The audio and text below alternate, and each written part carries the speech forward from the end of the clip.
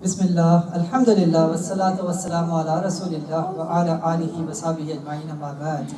Wa na'udhu billahi minash shaitanir rajim. Bismillahir rahmanir rahim. Rabbi shrah li sadri wa yassir li amri wahlul 'uqdatam min lisani yafqahu qawli. Welcome back. Assalamu alaikum wa rahmatullahi wa barakatuh. Okay, Alhamdulillah. What we will do is before we jump into the topic of how to explain Islam in 5 minutes using 5 points, I will quickly touch upon an important topic which was brought up, by the way, as we were eating the brunch or the snacks. Do we have to be a scholar to give dawah, or can any person, any Muslim can convey the message? So I believe the response was given to this question by Prophet Muhammad sallallahu alaihi wasallam, and this narration is mentioned in Imam Muslim's collection, in which Prophet Muhammad sallallahu alaihi wasallam, he said, "Ballighu anni walau ayah." Convey from me, even if it is one single ayah, one single sentence, one single truth. So it's important that yes, to our knowledge, to our capability, to our background and experience, every single person by default should convey the message. But then there should be some specialized people who should convey it many more hours each week. Or maybe some of us should become full-time da'is, inshallah. But at the end of the day, each single one of us, to our capacity, we should deliver the message. And let me give you one simple example, inshallah. In Chicago, we ran this campaign called the Bus Ad Campaign, putting the messages of the buses next to the side of the buses. Have you heard about this campaign? Yes, you have, right? Okay, Alhamdulillah. So this was initiated in Chicago in 2009, and then we did the same campaigns in many different cities, by the way. Alhamdulillah, looking at that banner next to the bus that says Islam, got questions, get answers, one non-Muslim sister, Alhamdulillah, she contacted us and she became a Muslim, Alhamdulillah.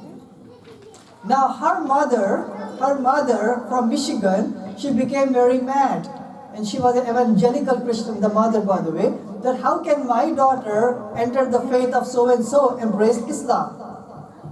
So the mother, she came in the bus from Michigan to Chicago to convert her daughter back to Christianity. Allah subhanahu wa ta'ala had some other plans for the mother also. Alhamdulillah, right? After she found out the truth of Islam, shedding tears in the masjid, Alhamdulillah, she also proclaimed, La ilaha illallah Muhammad Rasulullah. Alhamdulillah. Now look at the story from this point on, Alhamdulillah. From the very first day, now she was a baby Muslim, right? In the sense that all she knew was the kalama, the shahada, the testimony of faith, and some fundamentals of Islam. From day number 1, she started to wear the hijab, and she asked myself and my wife, the Dr. Sabil, give us some Islamic brochures, some flyers like this, and some small one-message cards. I want to give this to my people in Michigan. So Alhamdulillah, we gave some to her. 2 months after that time, I received a call on my cell phone, and Sister Linda was her name, by the way. She said, Dr. Sabil, I have wonderful news for you. I asked her, Sister Linda, I'm excited, tell me the news. And she said, Dr. Sabil, I received a call, and she's saying this. I received a call, and the person on the other line, she said, Assalamu alaikum. And Sister Linda, she said, Wa alaikum assalam, but who are you? And that person on the other line, she said, I am the person on the bus ride with you from Chicago to Michigan that you gave out a brochure about Islam. I read it, I liked it, I went to the mosque, and I became a Muslim. Alhamdulillah. Now, was she a scholar, Sister Linda? She was not a scholar. She had less knowledge about Islam than compared to all of us, perhaps. Even the kids may have more knowledge than her at that time. She was a baby Muslim, Alhamdulillah. But she conveyed the message. To such an extent that she also said that in the bus, almost there was a confrontation with some other lady who was making objection about her hijab, by the way. And she defended herself. So the end of the important moral of the story is that no matter what capacity of knowledge that we have, we convey the message. Because we follow the example of Prophet Muhammad, peace be upon him, and he's saying, convey from me whatever that you know. Battery. You need to change the mic.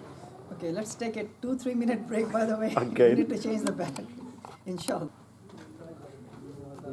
Okay, Bismillahirrahmanirrahim.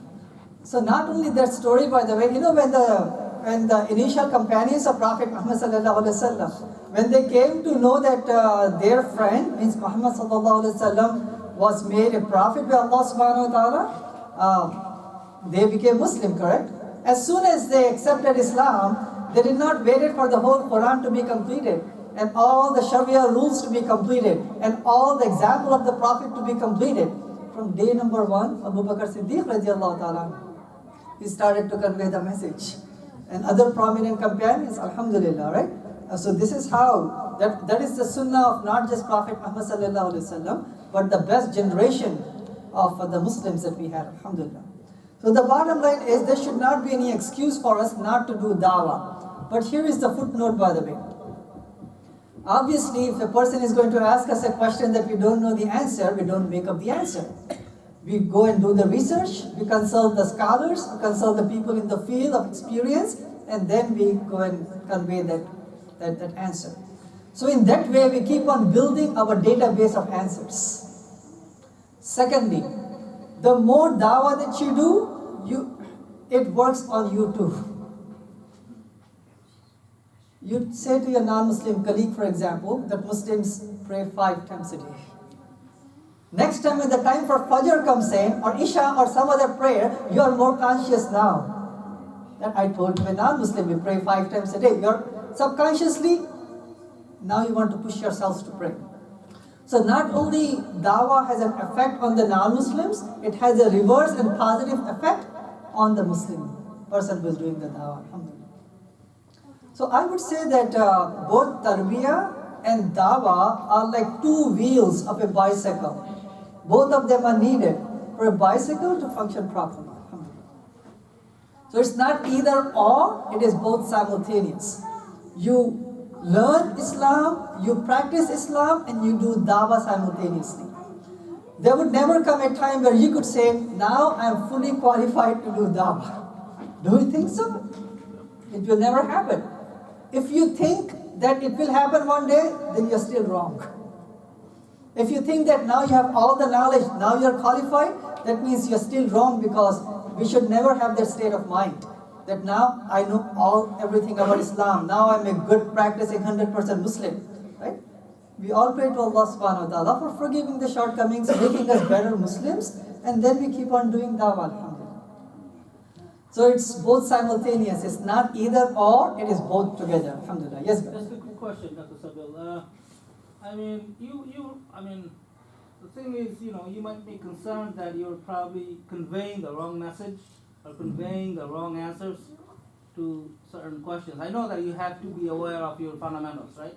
But, when you were asked about jihadism, all these ism questions, and then, people have different explanations, and also some of the scholars explain the term, jihad is, different. So at that time, you want to be very careful at your audience as to what you're trying to explain to them.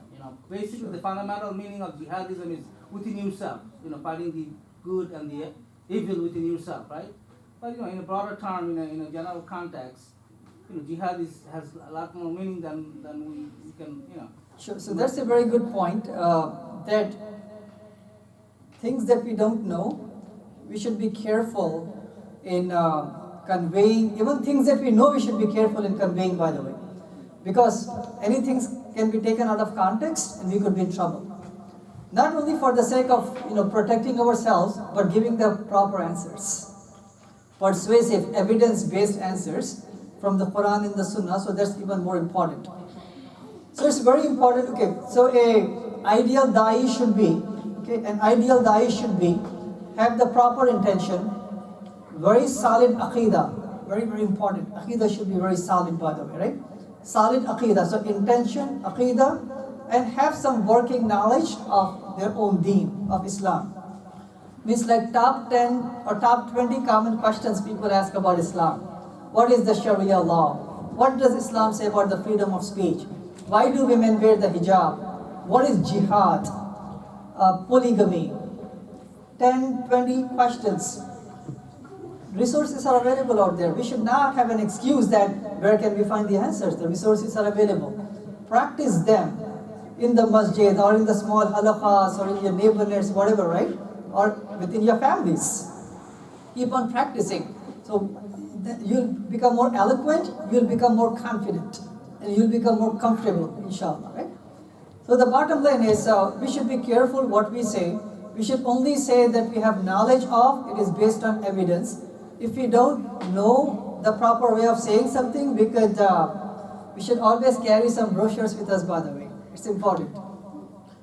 If the topic of jihad comes in, for example, or Sharia law, we could say that, Joe, this is all I know about it, or I'm not fully eloquent, or I'm not fully knowledgeable in this topic. So what I could do is, I could bring you a brochure, I could bring you an article, I could send you a link. So if you have a brochure with you in your pocket or in your laptop or somewhere, it's good to give. Same thing for the sisters.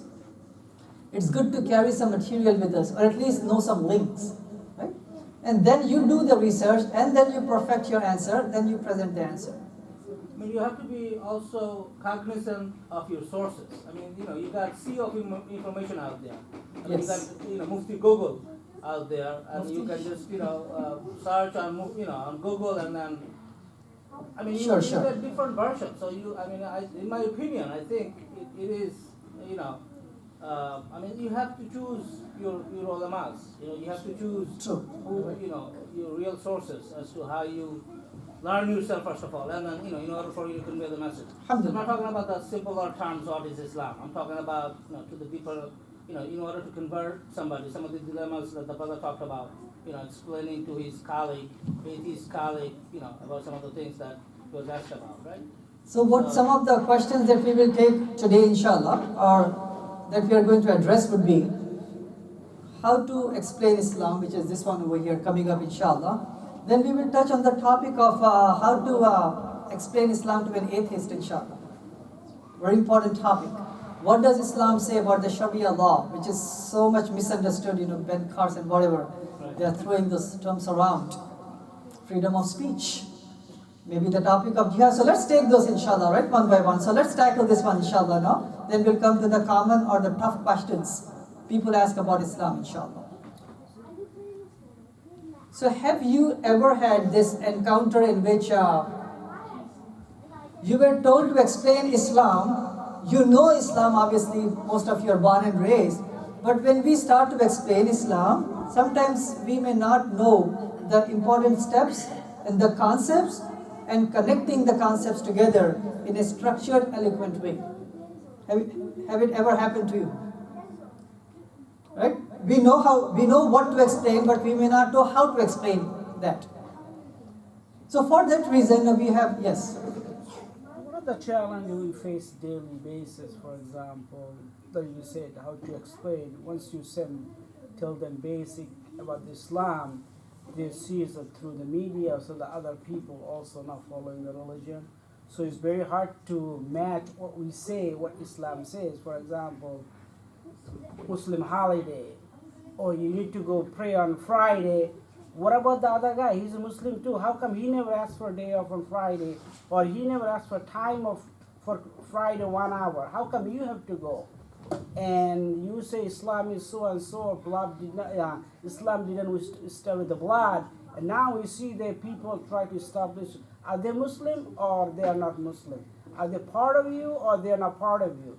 What is the clear answer or Sure. close answer we can respond to that? So, yeah, go ahead. You want to I comment guess, or before? Yeah, just to comment on what we said. I guess, one thing we always say, Islam is the religion of peace, right?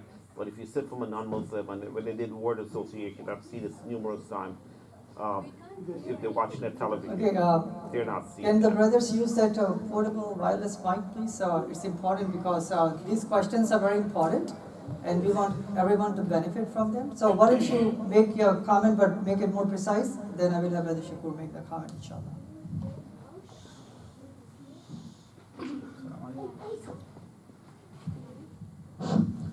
So when we talk to the non-Muslim, they're asking what is Islam. When they see us, some of us like praying at work, taking time off for Friday, for example, and especially during the Ramadan time, we try to do take some extra time for practice and religion, so on and so forth. And at the same time, there is also, we have a co-worker, they are Muslim, they are not following, they don't pray, they don't have to come to Juma Salat, or they don't fast. So they're asking, what about them? Are they Muslim, or they just claim a Muslim? And Okay, alhamdulillah. So practicing Muslims versus non-practicing Muslims, and the non-Muslims may be confused. What does Islam say? How come they are not practicing, right? Okay, alhamdulillah, got it. Brother Shakur, you want to, it's about the same, right, your question? Yeah, it was basically the same thing, right? When we do these dawah programs, first thing we say, Islam means peace, submission, right? Islam is the religion of peace. But the non-Muslim looking with little knowledge of Islam, that's not what they're seeing.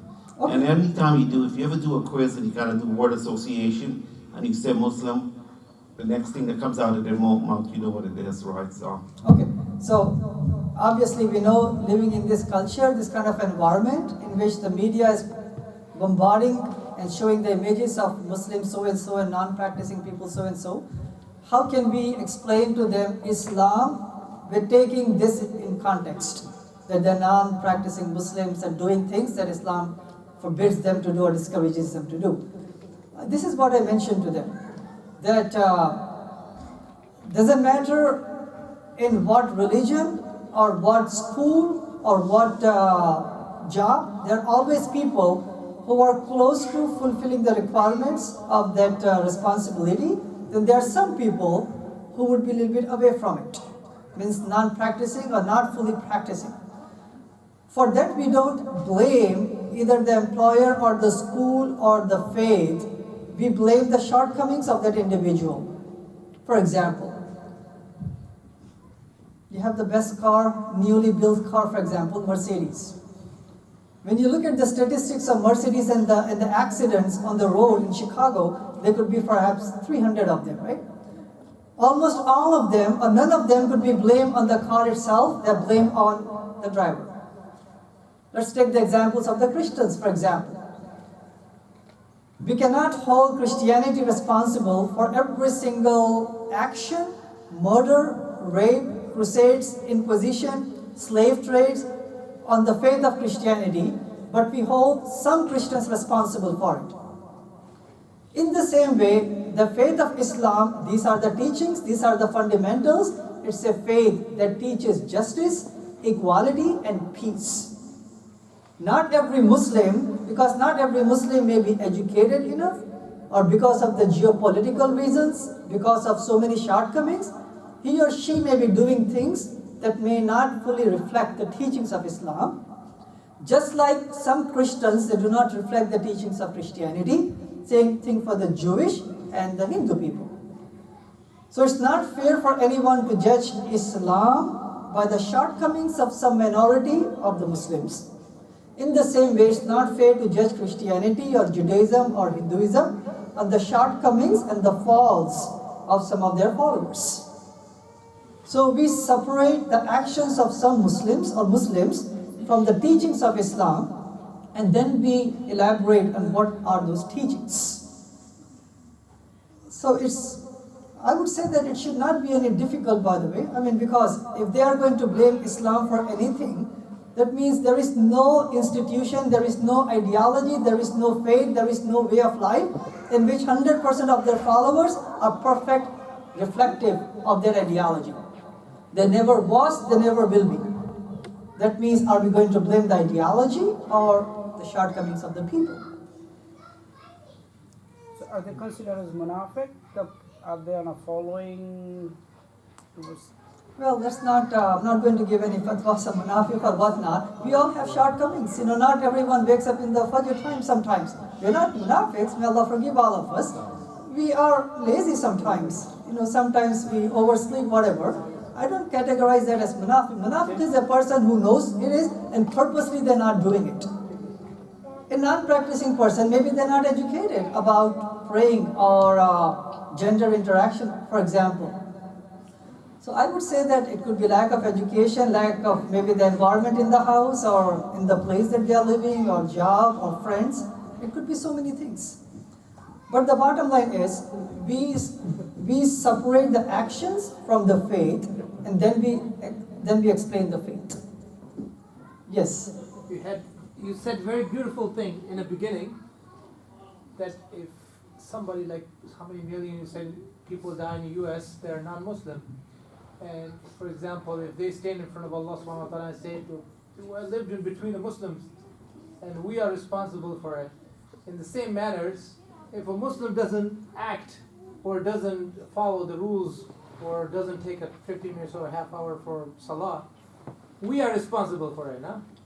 Yeah, true. So it's very important. This is our job. Yeah, so a responsibility of Muslim obviously is also to Muslims, first and foremost to himself, family, Muslims and non-Muslims. It's not either or, by the way. So obviously we'll be asked about, if your fellow Muslim brother, if he was not praying, did you approach them nicely with a smiling face, good nasiha, wisely? Did you remind the brother about it? So there are many obligations. The only reason we are touching on the non-Muslims today and not emphasizing more on Muslims is because this is supposed to be a specialized workshop, how to do dawah to non-Muslims, right? So for that reason, I'm emphasizing more on non-Muslims, by the way. Not that we have more responsibility on non-Muslims, but that because of the nature of the program. It's a specialized program for that topic. But obviously you're very much right. We have a responsibility. Actually, he said it that is he considered a munafiq? That's what I went to his point. Right, got it. So I hope you all understood that the way I answer question doesn't matter about jihad, about what's going on in the Middle East. They're trying to associate anything up there with Islam, demarcation, Islam. This is what we believe, this is what we invite you towards. They're not going to protect and save you on the day of judgment. Your relationship, your obedience, submission to Allah subhanahu wa ta'ala is your way of salvation. I'm just a messenger of the messenger. I'm here to convey. If you accept it, good for you. If not, it's up to you and Allah subhanahu wa ta'ala. Alhamdulillah. So suppose if someone comes, suppose Jehovah's Witness, right? Knocks at the door, Saturday morning, nicely dressed, 2 ladies or 2 men, whatever. They knock at the door. What should be our first response? I'll give you some choices.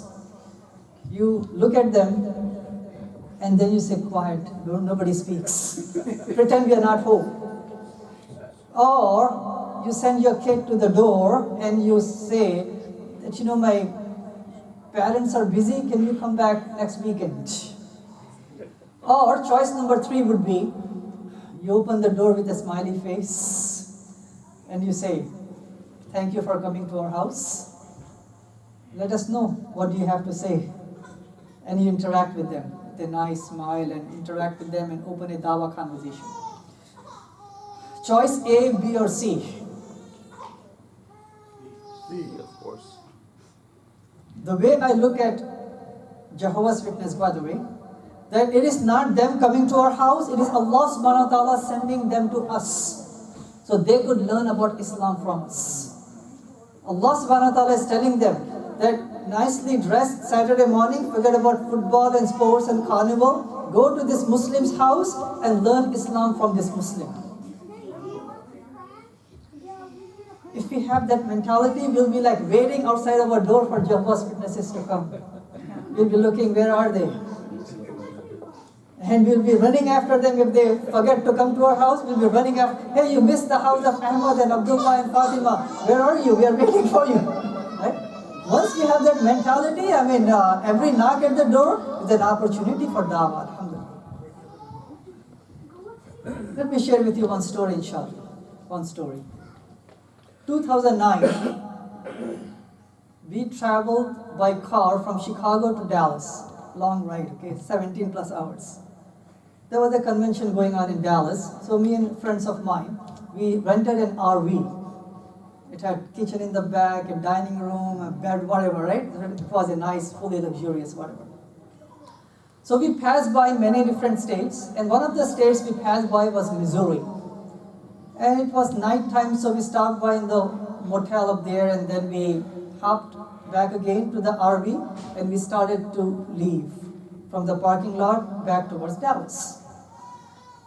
I was in the dining area, I was working something on my laptop, so I saw that the driver, my driver, right, our driver of the RV, he stopped and he came out of the RV. I watched him from the window, he raised his hands like this and he was walking back. Then I saw the passenger next to him, friend of mine, then the rest of the friends, they were all raising their hands and they were walking back like this. When I looked back, I saw like literally 15 to 20 police cars with the flashing lights, guns pointing like this to the Muslims. And I was the last one to come out. I did the same, brother. Hands up, don't shoot. Right? They had us lay on the ground, they handcuffed us and took us to the police station. They asked us many questions. Who are you guys? We heard the rumor that you guys are drug dealers and whatever, drug dealing is going on in this area. That's the reason we stopped you, we handcuffed you, tell us who you are. So we gave them the explanation, obviously the truth, that we are coming from Chicago. We are going to an Islamic convention and we are just passing by. Nothing more, nothing less than that. Alhamdulillah, they bought it because that was the truth. However, alhamdulillah, they became so curious about Islam, they wanted to explain to them what is Islam. Alhamdulillah. And we did. They bought us the donors, they gave us the coffee, whatnot, and they said, no, we are very sorry, we have to do something like this. We heard the rumors, and then we went our way back to Dallas. Alhamdulillah. So I say this to my friends up there, right, who were there in the RV, that it was the will of Allah subhanahu wa ta'ala that we Muslims, we were so ignorant that we did not stop by. So at the point of a gun, Allah subhanahu wa ta'ala wanted us to stop in this town so we could convey the message to those people. Or else we were just passing by, ignorant of our obligation to the people who we were stopping by to us. So it's very important, sometimes we take a tragedy or the knock at the door or the opportunities, we want to run away from them, but it could be Allah subhanahu wa ta'ala's way of offering to us dawah opportunity, explain to them Islam. We sent you to USA and they were sent to you. They came to learn Islam from you. Alhamdulillah. Okay, let's come over here inshallah. If your friend asks you this question in the cafeteria, yeah, I heard so much about Islam, I know what I hear all the time in the news may not be true. Tell me, what is Islam? Yes. Are you asking the question, what is Islam? You want to answer? Come on over. No, come on. Submission to Allah subhanahu wa ta'ala. Submission. Okay, fine. Alhamdulillah. Yeah, of course. I mean, that's the definition, the meaning of it. But they want to know some fundamentals, some beliefs, and a little bit more than that, right? I mean, alhamdulillah, that's a nutshell answer, right? Yes, you want to say something? On jihad. Hey, man. Okay. So there is a technique that was developed, and this is not, okay, so Islam is the same, right? We are just packaging it so people could be receptive, and we could remember how to deliver the points. So OMGHI, you were there, right? Okay. So the O stands for, so you explain Islam in 5 points, and each point can take only up to 1 minute. And it's a systematic way. So the O stands for, you're explaining to them the oneness of Allah subhanahu wa ta'ala. The M stands for, you were there, what is M for? Messengers. MashaAllah, messengers. The G stands for sister. What does the G stands for? Yeah. MashaAllah, guidance. Guidance from the Quran and the Sunnah of Prophet Muhammad sallallahu alaihi wasallam. The H stands for the hereafter. And the I stands for? Invite someone. Yeah, inviting them, invitation, correct? Okay, Alhamdulillah. So these 5 points, obviously, these are the fundamentals of Islam. You explain to them the oneness of Allah subhanahu wa ta'ala. I'm going to give a short demonstration of this, by the way, inshallah.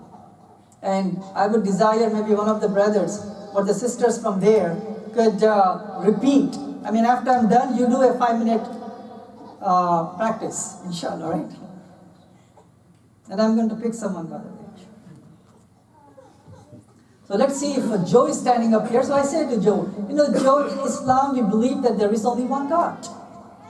We don't believe that the God is in multiple entities, or we don't believe in multiple idols. We believe that there is only one God.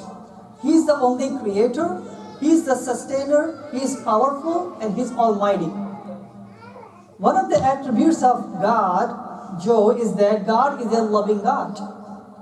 Just like our parents, when we love our children, we want to help the children. We are loving parents. So God is a loving God. So God would like to help humanity by His love. So one of the names of God, attributes of God, is that He is Al-Hadi. He is a guide. So to guide humanity, God Himself does not come down and become a human being. He remains God, but He appoints prophets and messengers to carry His message to the people. Look at this. I'm transiting from the oneness of God to the messengers now, right?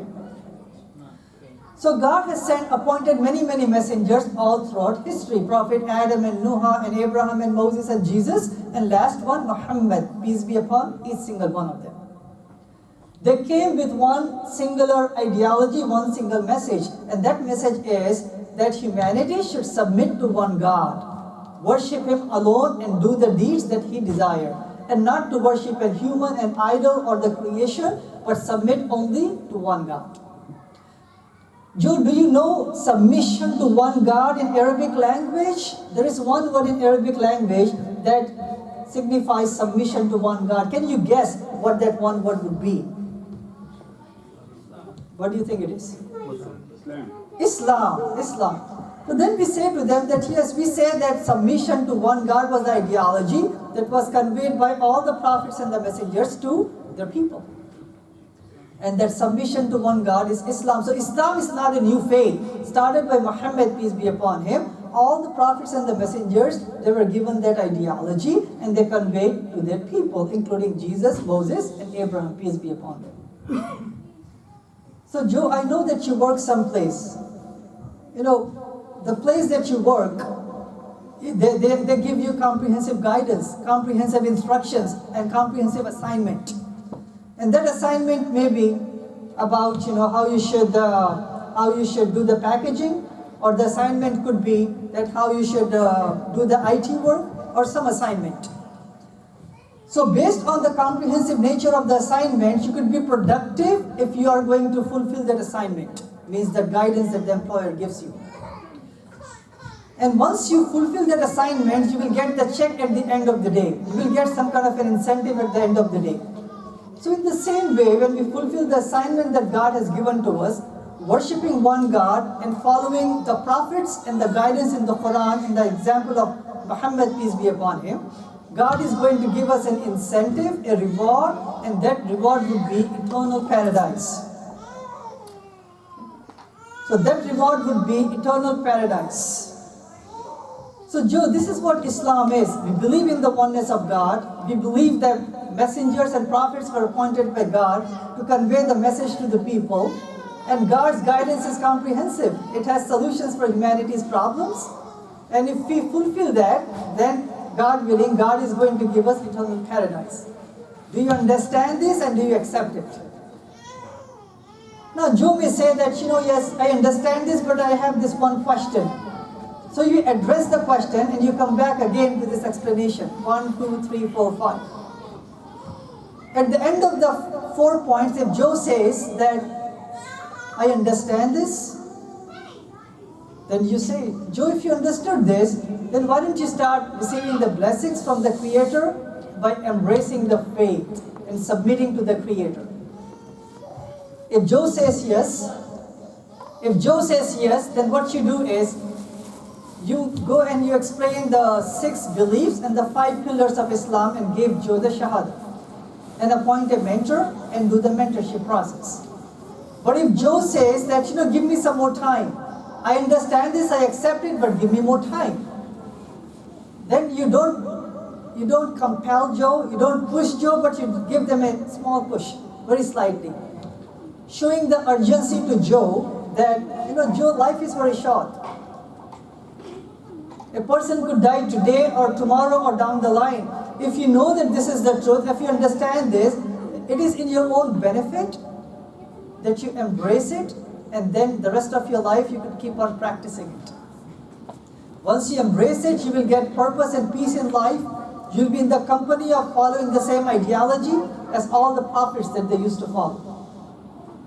And you will get the best benefit and the best reward, that will be eternal paradise.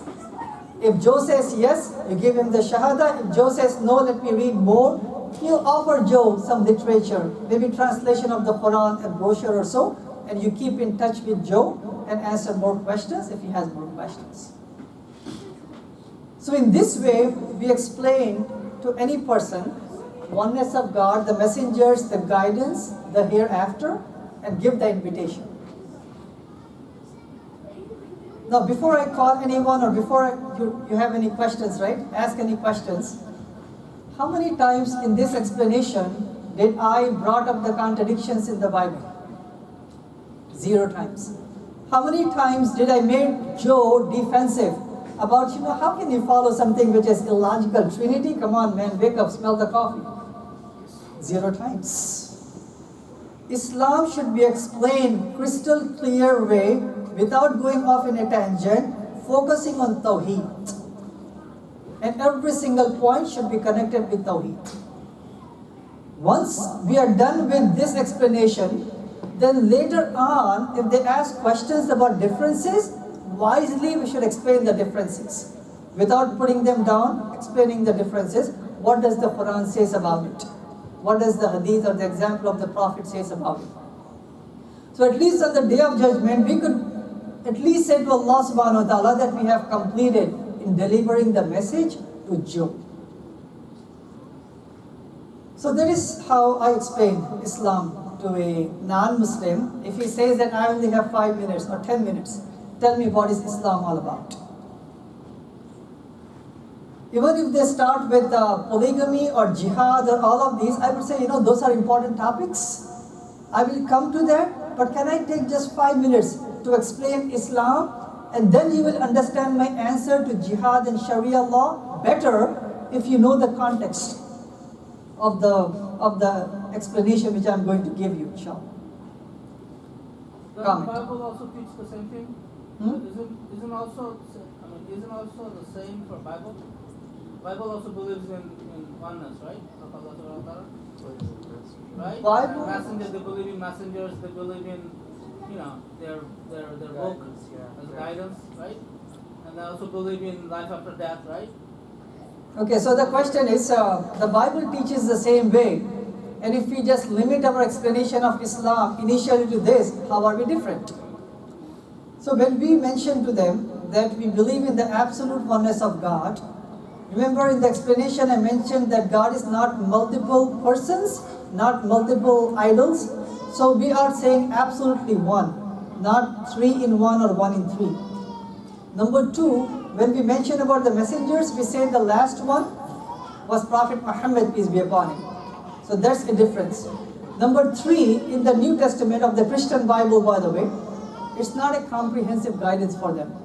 It doesn't speak anything about the economic system, the political system, educational system, family system. It doesn't have that guidance in there. And number 4, the Christian way of salvation and receiving Jannat in the hereafter is about somebody dying for your sins. Right? Somebody dying for your sins. It's not you completing the assignment, it is not belief and deeds. It is somebody taking your sins and then you get salvation just because you give the sins to somebody else. The Bible does not teach what I mentioned, by the way, or what Islam teaches. And the most important thing is the guidance, right? Islam requires you to follow the guidance of Prophet Muhammad sallallahu alaihi wasallam. Not the Deen was always the same. It's just the Sharia was different for different prophets, and we are actually being, we have to follow the Sharia of Prophet sallallahu alaihi wasallam, not of Jesus. Okay, alhamdulillah. Any comments or questions from the sisters, by the way? Okay, alhamdulillah. Would anyone would like to come and just practice, inshallah? Just one person, maybe one brother. When I'm asked about what Islam is, I actually tell them about Iman al-Mufassal. Amantu billahi wa malaikatihi wa kutubihi wa rusulihi wal yawmil akhir wal qadri khayri sharrihi wa qasib al-maut. So that's basically I tell them. That's the whole belief system of the Islam. Sure, That's sure. what I tell them. I mean, am I wrong explaining Islam to them? No, no, alhamdulillah. So that's also, yeah. So we could also mention that. I mean, obviously that's what Islam do, right? Right. So In Surah Baqarah, Surah 2, ayah number 285 actually mentions those 6 beliefs. Sometimes our scholars or our presenters, they explain Islam in a ritualistic way. So it becomes like, okay, fine, the Buddhists, you have your own 6 beliefs or 5 beliefs, whatever. Muslims, we have these 6 beliefs. So they will look at us as one more religion, one more way of life, one more, faith. So it's very important for us to make sure that we connect Islam with all the prophets, one message, continuity, and making sure that we explain the hereafter and then the comprehensive guidance. So I think that could be one way of just mentioning the 6 beliefs and the 5 pillars. So, I mean, you are still Seven, explaining. actually. The one I talked about is 7, right? Amantu billahi wa malaikatihi, the angels, wa kitabihi, the books, wa rusulihi. That's what? 3rd, right? And then all qadri khayri sharrihi. That means that the taqdeer, the destiny, right? Wal yawmil akhir, the hereafter, and the ba'ath ba'da al-maut, the life after death. Right. So, number 5th belief could be divided into part A and B, or it could be separate. So that's the reason people have 7 beliefs or 6 beliefs. But the 6 beliefs also encompasses the day of resurrection and the day of judgment. You could separate them out, or you could combine them. It's the same, by the way, as long as you mention those things. Right? So okay, fine. So those are the 5 first steps of explaining Islam. So what we could do, why don't you come in? Yeah, why don't you, man? Come on. Okay, mashallah, we have one volunteer. Or one victim. No, one volunteer. I'll volunteer. What is the assignment? So I'm going to have a conversation with you, or Just explain OMGHI and just mention maybe 2 or 3 sentences for each one of them. You're done, inshallah, in your own ways, in your own words. You don't have to copy exactly the words which I chose. In your own words, inshallah. Alhamdulillah. so just personally without being asked the question, what is this? Somebody asks you now, imagine their non-Muslim audience up there, and you explaining it to them, right? No, not there. There. So, huh? Okay, so if I was asked about Islam, I would say we believe that there is one God, that He is just, He is loving. There is nothing else like Him. He is a lawgiver. He is merciful. He, as part of His mercy, He provides us guidance. He provides us guidance not by becoming human, but by sending us messengers. These messengers embody the message and the teachings that Allah brings that reflects the actual character of Allah, such as justice and goodness and morality. He provides this guidance to humankind throughout the ages, from the time of Adam all the way through Prophet Muhammad, to all communities and societies as a mercy to us, so that we can understand how we are to live with one another and please Him who sustains us. So He guides us through these messengers.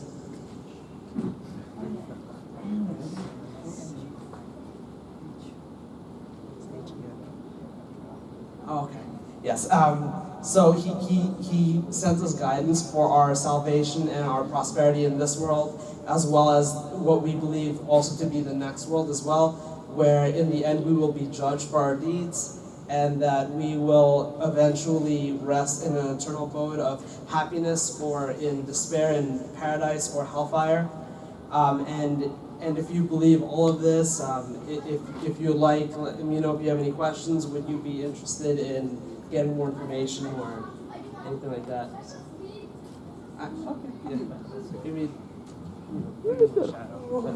Right, so you end up with asking Joe, did he understood the points? If you understood the points, then you at least give him the indication that a logical step for you, Joe, would be to embrace this wonderful faith, the faith that Jesus, Moses, all of them, they came with. Now it's very important, invitation doesn't have to be right on the spot for every single person. Invitation could be taking some other steps. Means you could initially give him a brochure, you could help him to digest what you have said, or give him a copy of the Quran in English so they could study. So invitation could come in a delayed way. It doesn't have to be right on the spot, because some people, they feel awkward. This person is just introducing Islam and inviting me, and they may shut off sometimes. So we have to use hikmah based on the person, the environment. But at the end of the day, invitation should come sometime. It's very important. Alright? Alhamdulillah, good. Okay, so can we do like this now, inshallah?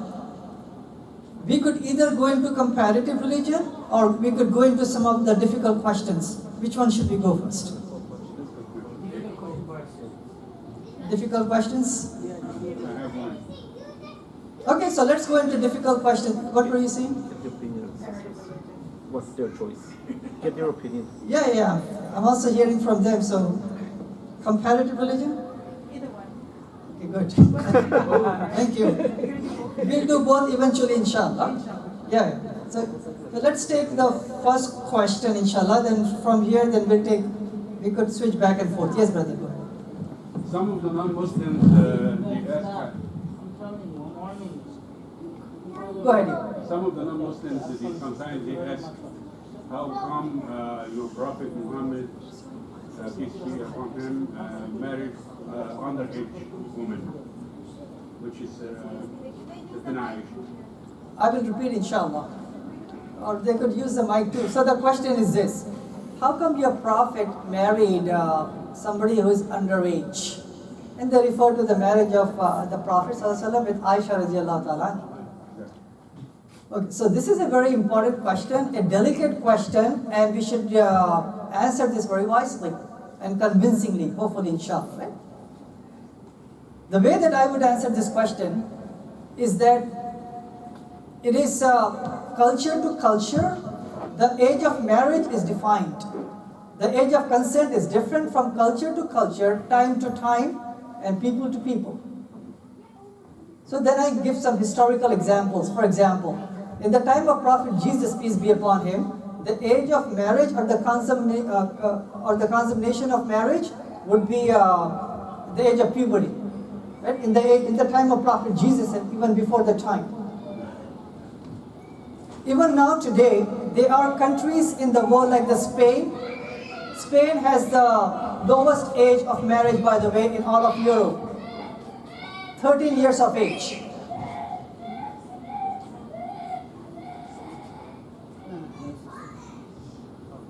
Okay, so 13 years of age. In Germany, it is 14 years. In Angola, it's 12 years.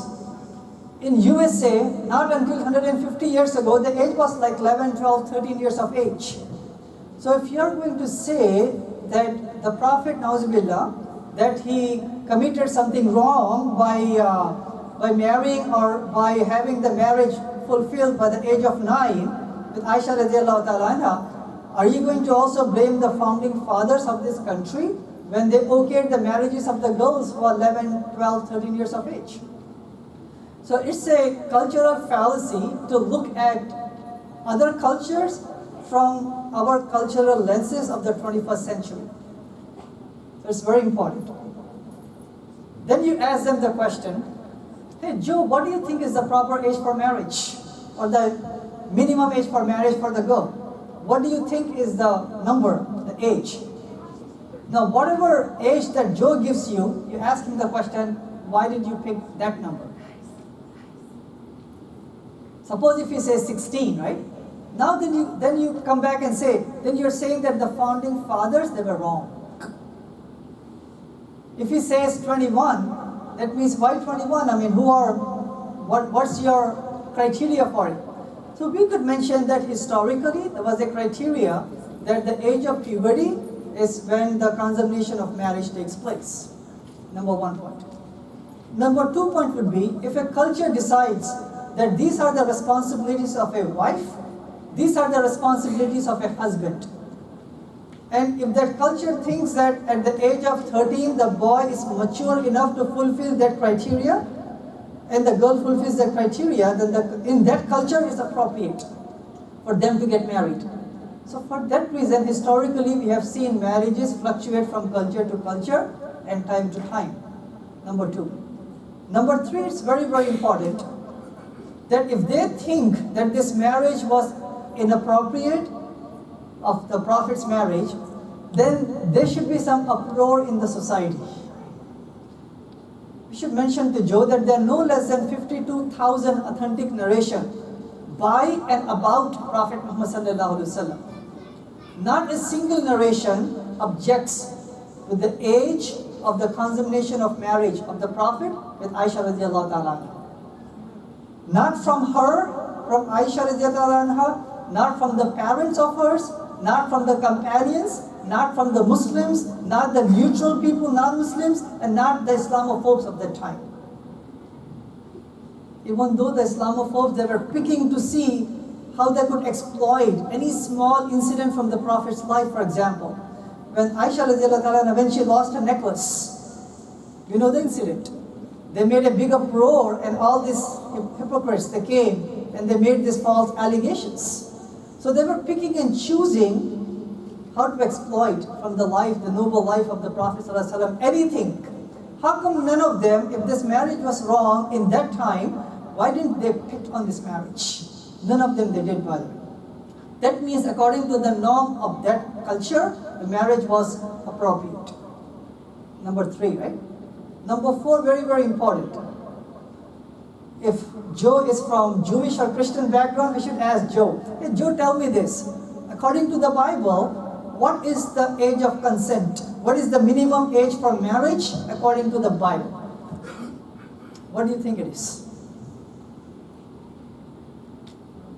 Anyone of you know? The Bible does not have a minimum age for marriage. That means a person could be 3, 4, 5, 6, any age of marriage. Just according to the Bible, I'm saying, not to the Christian churches later on made up laws, but just according to the Old Testament and New Testament, there is no minimum age for marriage. Point number 5. According to the Catholic Encyclopedia, the marriage of Mary, mother of Jesus, peace be upon her, to Joseph, I mean, we don't believe in all of that, but their own sources, it says that she was 12 years of age. And Joseph was 60, 70, 80, whatever age that they say about him, according to their own encyclopedia, by the way. So then we could say that according to your sources, then you're saying that this person is so and so, the way that you're describing to Prophet Muhammad, peace be upon him. Number 6, very, very important, that this marriage, alhamdulillah, it was a blessing. It was a blessing to the Muslims at that time. It was a blessing to the Muslims of all the time until the end of time. She was a genius, alhamdulillah. She was a person who was very observant, and she was the one who passed on 1/3 of the deen according to the scholars. Those things, even those things which were like things of intimacy and household things that other companions were not able to carry on or saw and observe, she was the one who conveyed that knowledge. So she became a blessing, the marriage became a blessing. The Muslim Ummah, the Muslim nation, they were blessed, alhamdulillah, by that marriage. So at the end of the day, we should say that it's a cultural fallacy to judge other cultures from the lens of the 21st century Western culture. Yeah. Yes. Can I ask what age was Mary when she gave birth? Mary, peace be upon her, when she gave birth to Jesus? I think it was like 13 or something like that. Oh, I just mentioned that. Okay. Yeah. I was So, outside. okay, so according to the Catholic Encyclopedia, Mary, the mother of Jesus, peace be upon her and him, she was 12 years of age. When she got married or when she gave birth? Well, when she gave birth, she was not married, by the way. She was a virgin. Right. Yeah. So, I mean, Islamically, we believe this, but according to their sources, she was 12. So then she's got to be younger than 12 when she gave birth then, right? Yes. Okay. Yeah. Yes. Go ahead. We don't debate Quran.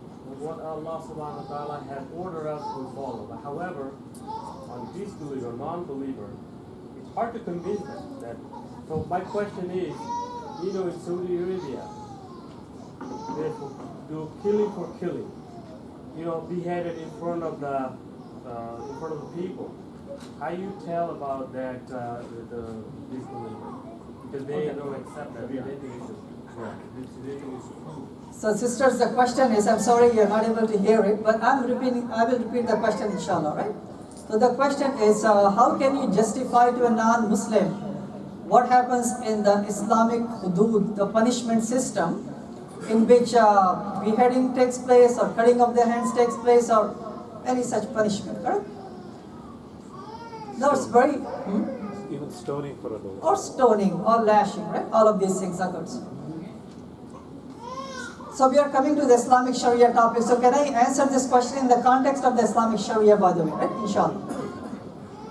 So I explained to them that from the beginning of the time, God, since He wants to guide humanity, He gave certain commandments.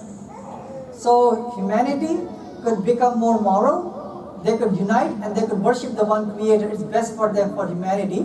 So He gave certain commandments. We could refer to the 10 commandments if they are Jews and Christians. That these commandments were given, the do's and the don'ts, because it is good for humanity, and that is one way of going to salvation according to the Bible. So Sharia law, at the end of the day, I explained to the non-Muslims that it is a how-to manual. Like in our job, there's a how-to employee's handbook. Schools and colleges, you have the study guides, for example, or the student's handbook. So Sharia is the how-to manual of how a individual and the society could live according to the laws of the Creator. It's a how-to manual, how we should live.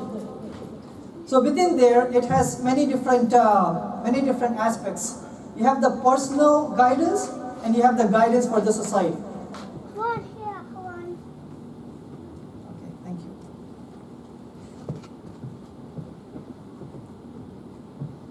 In this guidance, for the personal guidance, that we could give some examples: praying 5 times a day, and giving charity, and performing the nikah, or the birth ceremonies, the death ceremonies, and all the things that we do, right? Personal basis.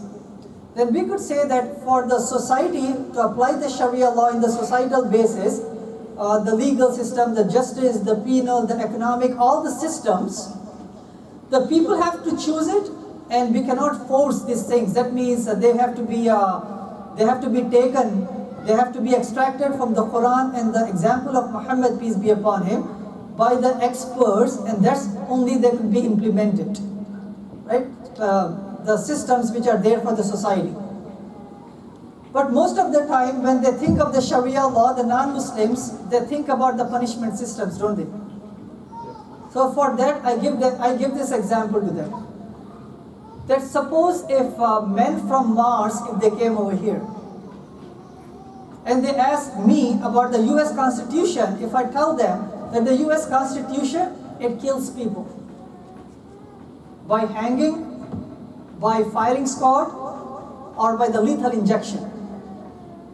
And if this is all I tell them, and they go back to Mars, and they say to their fellow Martians that US Constitution, it kills people, would I be just in my explaining the US Constitution? I will not be doing justice to the US Constitution because I'm picking and choosing maybe one part, 1% of the US Constitution and leaving behind all the benefits, the systems, and the services it provides. In the same way, we should explain to the non-Muslim that Sharia law has wonderful systems, benefits, solutions, and one small minute part of the umbrella of the Sharia law, maybe less than 16 passages in the Quran, it deals with the punishment system. And the rest of the Sharia law, it deals with enhancing the people. So even that 1% that they have objections about, we should say that every country should have some laws, should have some precautions, should have some ways that are going to be deterrent for the people so they don't commit crime and suicide and homicides and rapes and assaults.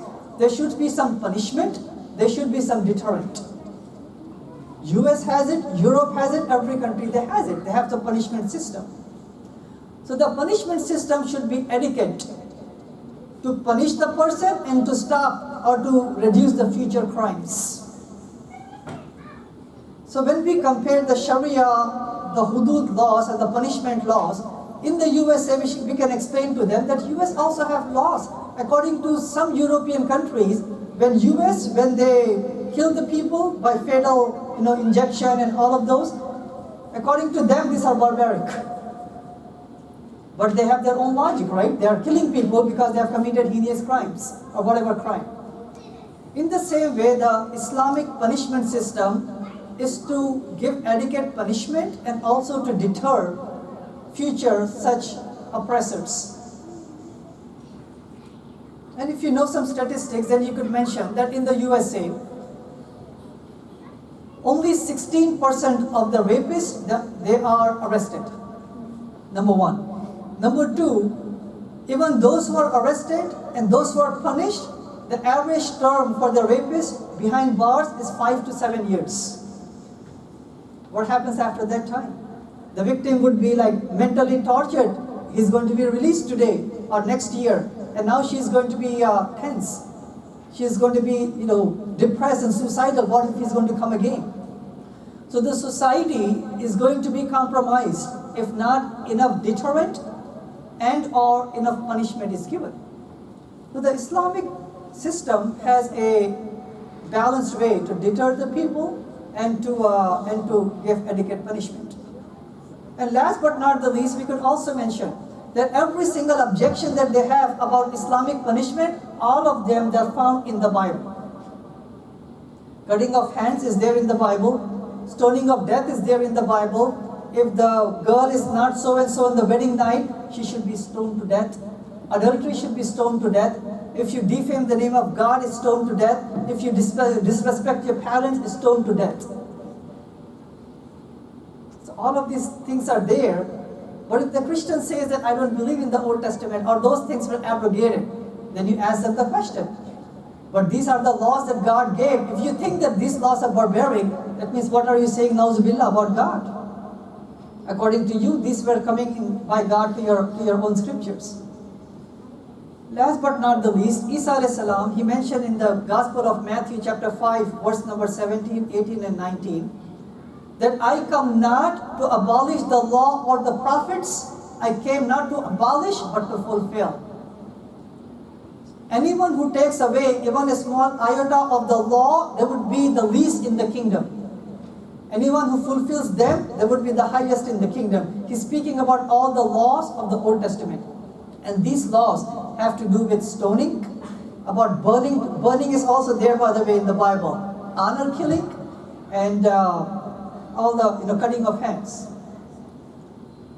So in this way we could explain to them, but we should also be careful that they associate the Sharia law sometimes with forced conversion of the minorities, with oppression of the minorities, with honor killing. So we should be clear in mentioning to them that these are not part of Islam. There is no such thing as honor killing in Islam. There is no such thing as forced conversions. There is no such thing as oppressing the minorities. So in this way we cover the basis, that it is a how-to manual and it is to enhance the society by deterring the people and by having adequate punishments. But punishment system is only like 1% of the Sharia law. The rest of the Sharia law is all of these wonderful systems that God has given to us.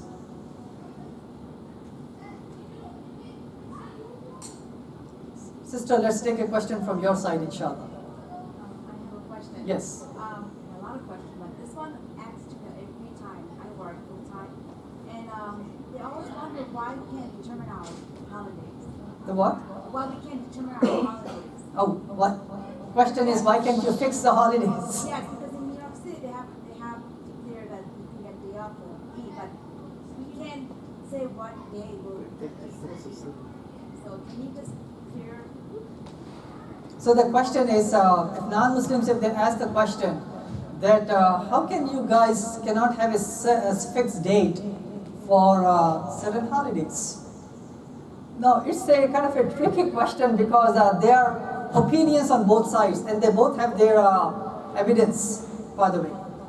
The Muslims who say that we want to go with the moon sighting, they have a very legit evidence. When the Prophet ﷺ said, start your fast when you sight the moon and break the fast when you sight the moon. Right? Or end the month when you sight the moon. Some people take that literal, but some people say that in that day and age, because of science was not as advanced, people did not knew the birth of the moon and all the calculations. In that context, they say that because of lack of education in science at that time, now we are more developed. Let's take the spirit of what the Prophet said and apply it and fix the dates. So it's very hard to explain to the non-Muslim, by the way, but we could say that, at the end of the day, more Muslims are leaning towards fixing the dates, by the way. I'm not saying either opinion is right or wrong, but the tide is towards it. Even in Chicago, many people are going in that direction. Personally, my opinion personally, I would believe in the literal saying of Prophet Muhammad Sallallahu Alaihi Wasallam. Inshallah for now. But you are right. I mean, this kind of, I'm sure sister would have heard it from non-Muslims, but these are the questions mostly raised by the Muslims rather than the non-Muslims. But non-Muslims too, because to fix the date and whatnot. Yeah, they need to put it in the calendar, school calendar, right? Right. For the school calendar, I mean, I don't know that eventually the way things are moving, Muslims are going to have majority of them, they will have a consensus. The way things are moving towards calculations. I'm not saying that will be the right or wrong decision, but that's how the things are moving, by the way. So let's hope and pray that may Allah subhanahu wa ta'ala help us to remain steadfast with the Quran and the Sunnah and give hidayah to the non-Muslims. Inshallah. You had a follow-up question or some other question? You said? Yeah, go ahead. Just a point I want to make, and I was discussing this with someone, is with the Islamic calendar, you cannot set appointments, right? So I can tell someone, let's meet June 1st at 1 o'clock, right?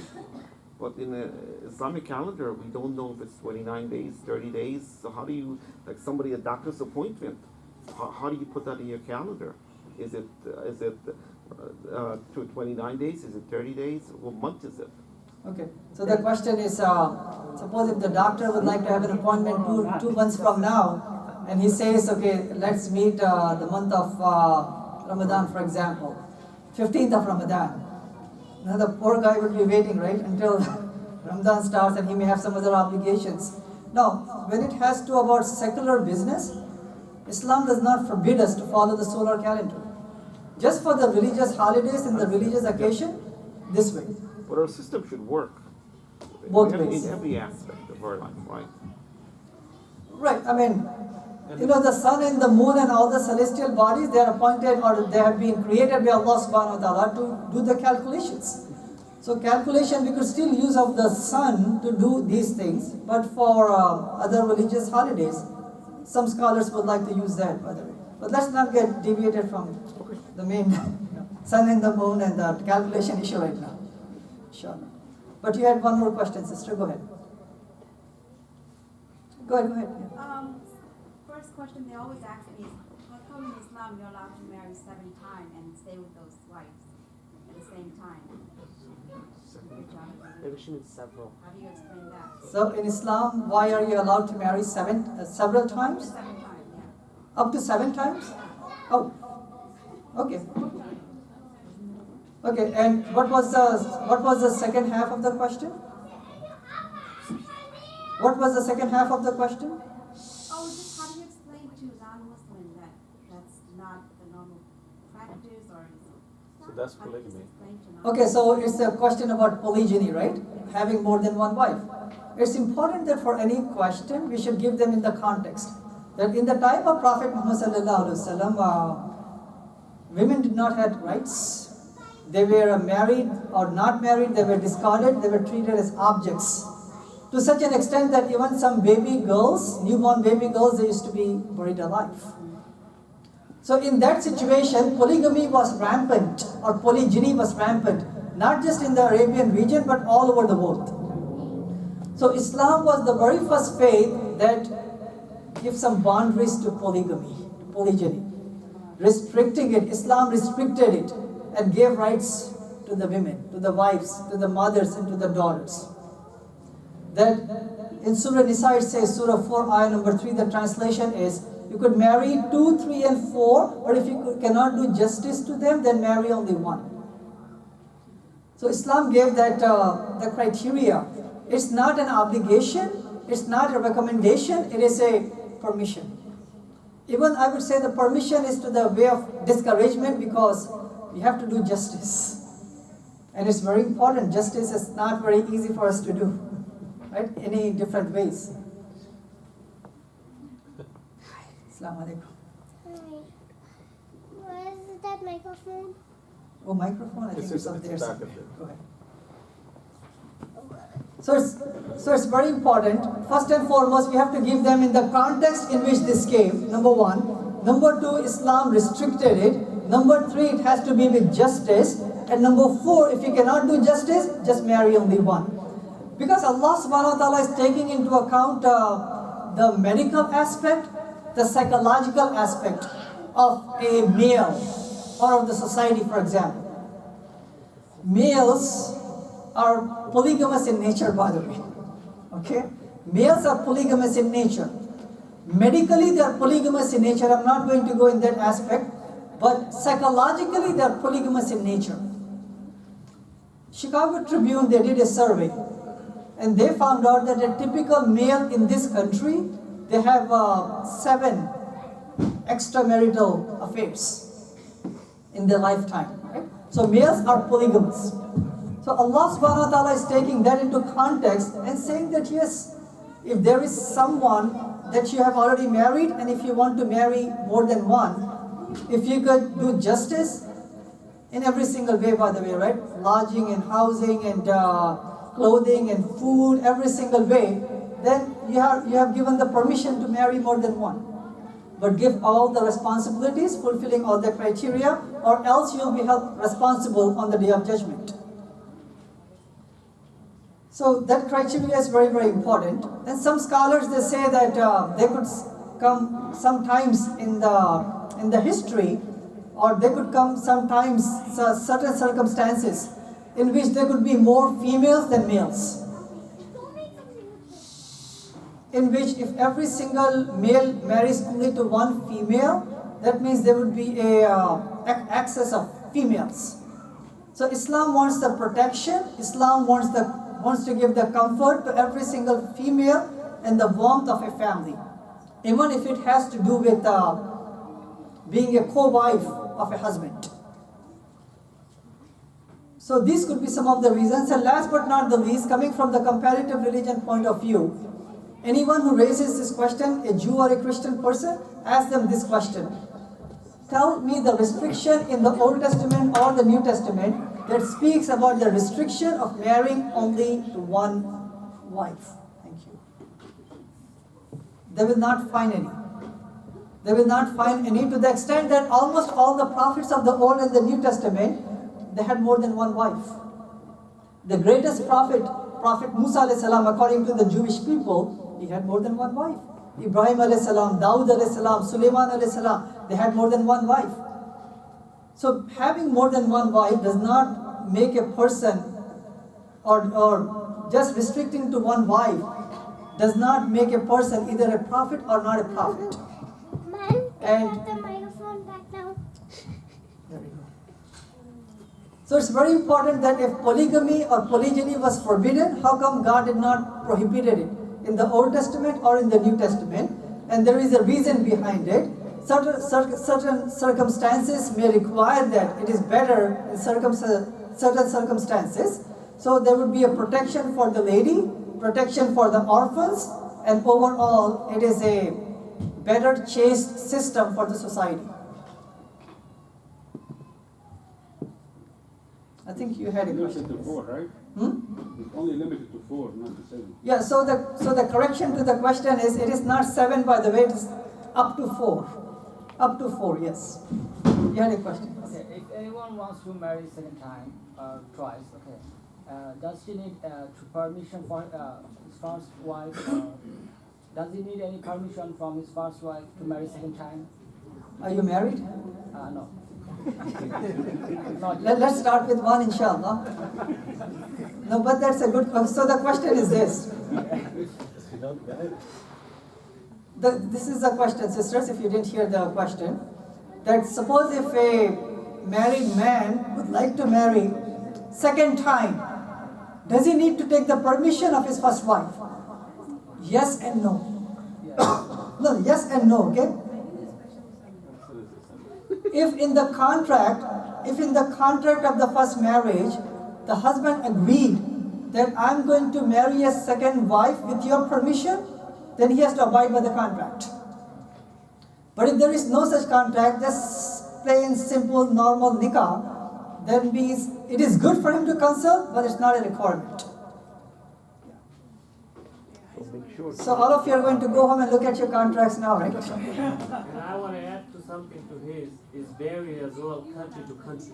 Some country may require you to have certain law that you have to have a permission. You have to abide by where you live. You cannot just ignore it.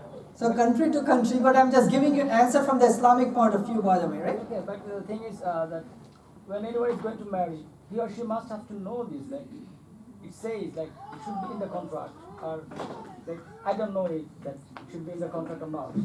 I know it, but just now. Okay, right? So the comment is that any sister or any brother who's getting married, they should have they should be knowledgeable that there should be a contract or not. Can I just... You want the mic back? No. It's up there. Nothing. Nothing? Okay. Good to see you again. But you're right. But in this country, living over here, since we know that it's prohibited by the law, so there is not a real need for it. But someone is living in some countries where polygyny is allowed, and there is a more education to be done for the ladies, so they are aware of it, and they could be not unjustly denied their rights. There is a question here. Let me read this, inshallah. I'm asked by a non-Muslim sister, why is it that after marriage you have to take care of your in-laws? Such thing is not there in the American culture. What are the actual rights of a husband and rights of a wife? Basic rights which are a must. I need something. Not this. I cannot please him. So the question is about why is it in Islam that you are supposed to take care of your in-laws?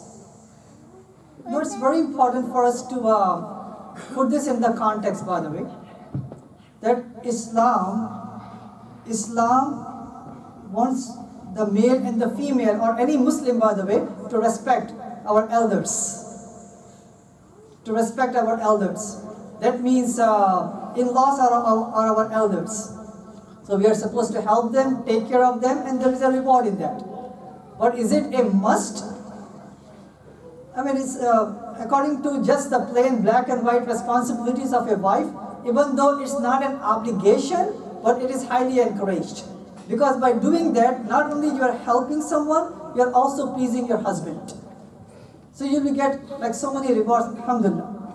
Number 3, marriage is not just between, obviously we know, between husband and wife. It is the unity. Islam is very big on unity. Islam combines families together, tribes together, countries and nationalities together, because Islam is big on unity. So it is not a must, but it is highly encouraged. Husband should not force it. There should be a mutual consultation, but taking care of the in-laws for both sides, obviously it's encouraged, so there is more reward. Ultimately, we want to please Allah subhanahu wa ta'ala by that. Alright. Alhamdulillah, so it's a very good question that especially the ladies should be aware of, and the reward which comes with it, our sisters should be aware of that reward. Alhamdulillah.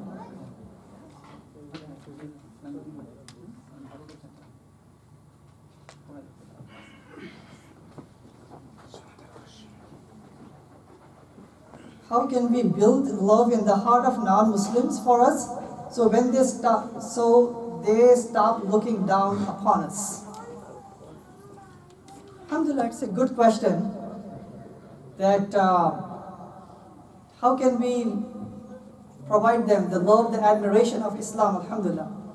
I would say that again, going back to that Surah 33, ayah number 21. When we become exemplary Muslims, alhamdulillah, people will stop believing more about Fox News. We will get more credibility, alhamdulillah. In the hospital where I used to work right after 9/11, they had many, many questions. And there were many conspiracy theories and many things against the Muslims. But alhamdulillah, the Muslims in the hospital, they were good practicing Muslims. So when non-Muslims, they used to comment to us saying that, we know you guys, we believe in you much more we believe in the media. Alhamdulillah. So I would say that just by being by default an exemplary Muslims is number 1. Number 2, explaining to them that this is what Islam teaches, and if some people are not following the tenets of Islam, it is because their shortcomings. So once they appreciate what Islam is and how it could benefit that person, the society, and how they could get the reward in the hereafter, inshallah, they will develop the respect for Islam, and hopefully by the hidayah of Allah subhanahu wa ta'ala, they could even come to Islam.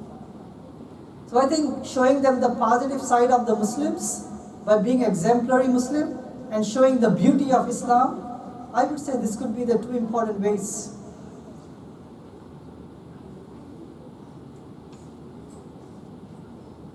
Brother? Yes, go ahead. I'd like to comment on Yes, go ahead, please. Okay. I just want to comment on that because, as I mentioned before, I'm a convert to Islam, and I knew some Muslims in my life, but I didn't know anything about Islam from them. So it was 9/11 that brought my attention to Islam, and I could not fathom how anything that had to do with God could do something like that. And that's actually when I began to question it, and I started meeting more and more Muslims, because once your eyes are opened, you tend to receive more, right? So I was asking people, and one of the people on the internet actually had, and this is why I wanted to go into comparative religion, because she had so much knowledge of all of the religions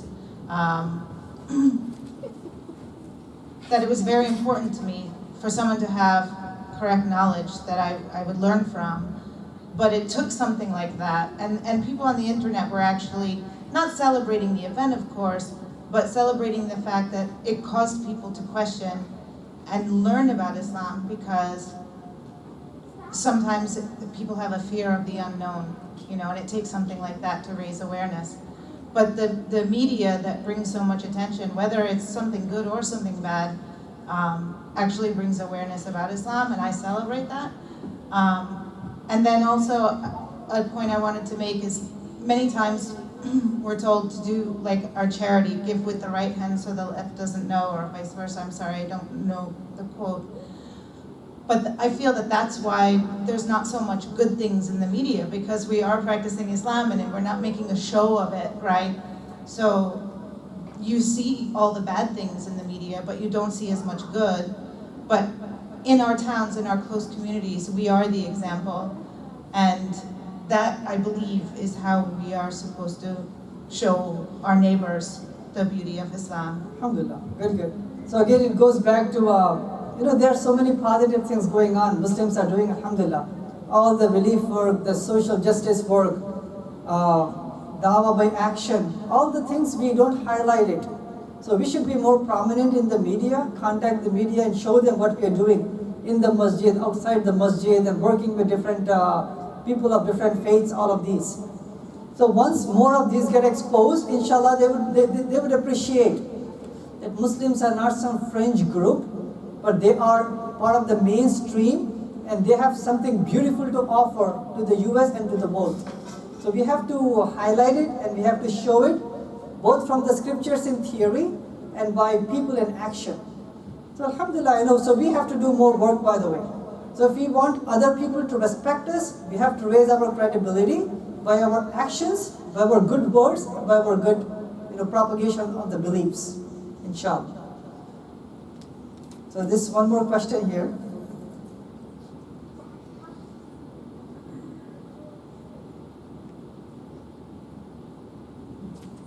So this is a follow-up on the answer which I gave about Aisha radiallahu ta'ala anha. Whatever happens in the Prophet's life, those and basically for the education of the Muslim Ummah. So how can his marriage with Aisha be in the matter of that time? Rules should be for everyone and for all times. So is it prohibited to marry any girl at the age of 9? As far as I know, puberty does not come before 12 or 13. From the medical point of view, if puberty happens before the age of 8, it's abnormal. Anything that happens from 8 and onwards is normal from the medical point of view, by the way. So it doesn't have to be 12, 13, 14 years of age. Anytime puberty happens, like 8 and beyond, it's normal. And according to the historical narrations that we have in Imam Bukhari's and Imam Muslim's collection, she was 9 when she became an adult. Okay? So she became an adult. So the consummation of marriage took place when she was 9, by the way. It's very, very important. So it was the marriage from the medical point of view, psychological point of view, spiritual point of view, and cultural point of view. It did not break any one of the laws. Medical, psychological, spiritual, and cultural. Culturally, it was a norm, or else there would have been an uproar. Spiritually, she was mature enough. By the time she was 18 years of age, she passed on 1/3 of the deen, alhamdulillah. Psychologically, she was a bright child, mashallah, right? And from the medical point of view, she was past the age of puberty. So any which criteria that we use for the marriage of Aisha radiallahu ta'ala anha, cultural, psychological, spiritual, or medical, she fits all the criteria for the marriage, alhamdulillah.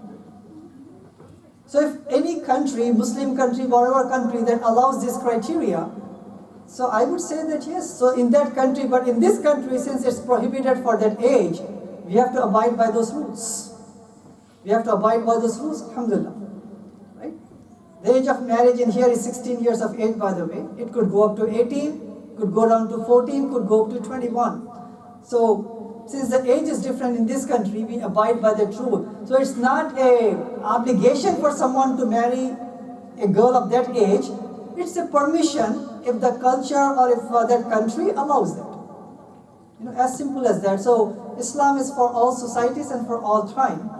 So it's up to the Muslim and to the Khalifa or to the head of the state.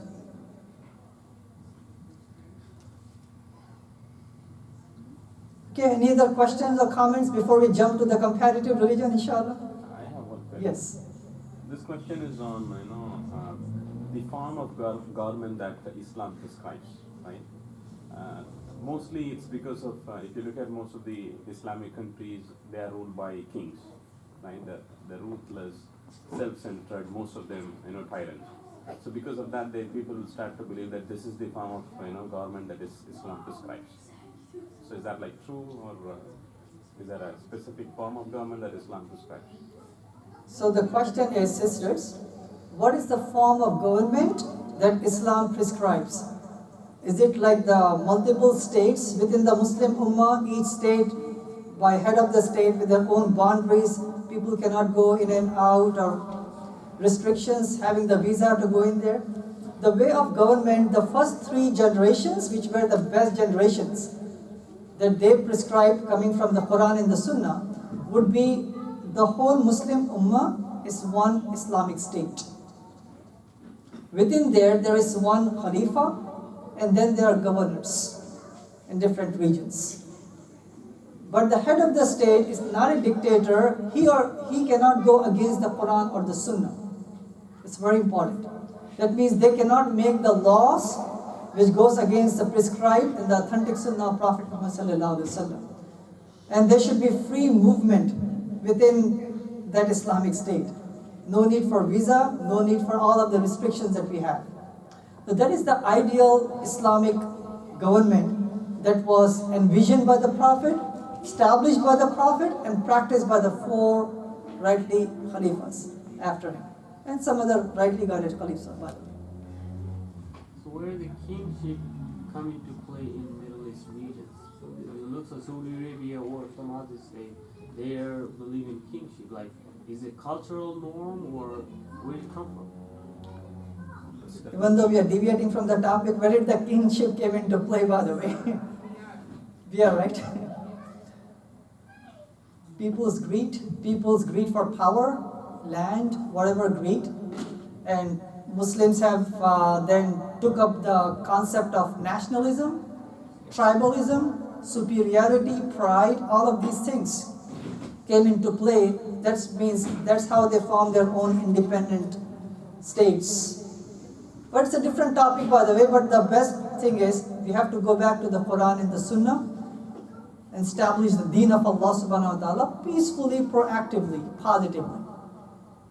So that is the best way, and we should obviously, living in a non-Muslim country, we should live as the best exemplary Muslims and show them the beauty of Islam.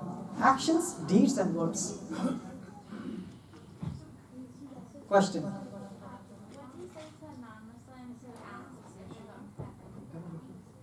The question is, what would you say to a non-Muslim if they ask you if they are going to heaven? Okay. So it's very important that sometimes we want to be politically correct. Which is okay to some degree. We have to be wise in how we say what we say. But it's very important for us. First of all, we cannot judge the person. So this is what I would say. Individually, I cannot say that guarantee that I'm going to paradise. Inshallah that I will. I cannot guarantee that you're going to. So there is certain criteria that God has given to each single one of us since the history of time. Just like in the schools and colleges, for example, if you want to get a biology bachelor's degree in college, there are certain core classes and there are certain electives that you are supposed to take. You cannot just take, like, if there are 8 core classes, you just cannot say, I'm going to take 7 classes, now give me the degree. You have to fulfill all the criteria for it. So in the same way, a person could be a pious, good-hearted person serving humanity, but according to Islam, the person should have the right belief in doing good deeds. And what are those beliefs? You could explain to them. Worshipping one Creator, believing in the angels and all the prophets, and also believing in the Quran, right? The fundamentals.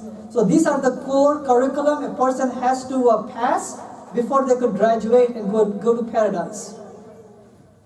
So in that way, Prophet Muhammad ﷺ mentioned that a Jew or a Christian who knows about me but does not believe in me would be going into hellfire. Number 1. Number 2, the Quran itself says in Surah 3, ayah number 85, the translation is that anyone who desires a faith other than Islam, it will never be accepted of them, and they would be losers in the hereafter. So it's important for us to give them that. From the time beginning, God gave certain criteria to Musa alayhi salam, to Isa alayhi salam, to Ibrahim alayhi salam, to different prophets, and the criteria was very consistent. The right belief in all the prophets until that time and doing good deeds. And that's the criteria, and that's the same criteria now Islam is applying, coming from the Quran and the example of Muhammad, peace be upon him. So we cannot say that you are going to heaven or not. If you think that you are fulfilling the criteria, inshallah you will. If I fulfill the criteria, by the mercy of God, I will, inshallah. So we don't close the door for them. We cannot judge them that individually. We could just give them the criteria and say that this is the criteria of not you and me. It is coming from the Creator, and that's how the Creator is telling us. Just like a teacher gives some certain criteria, and we have to follow that. Some people may not like that answer, by the way, right? They may not. So one time I was giving a joint presentation with a Catholic priest. It was UIC. The question came about the same question. That are the Christians going to paradise? So I gave them the Quranic answer and the answer from the Hadith. In a nice way, the pastor, he refused to shake my hands, saying that you're condemning me to hellfire. I said, no, I'm not. I'm just giving you the criteria that God has mentioned, and every faith has a criteria, by the way, right? Unless they are so diluted, like universalist, Unitarian Universalist, or Baha'i faith, or maybe Hindu faith, whatever. If they are so diluted, it's different. But the established faiths coming from long time, they all have criteria. The Jews have criteria, the Christians have criteria, the Muslims have criteria. We are not condemning anyone, we are just saying that this is what God is saying, and this is what we believe in.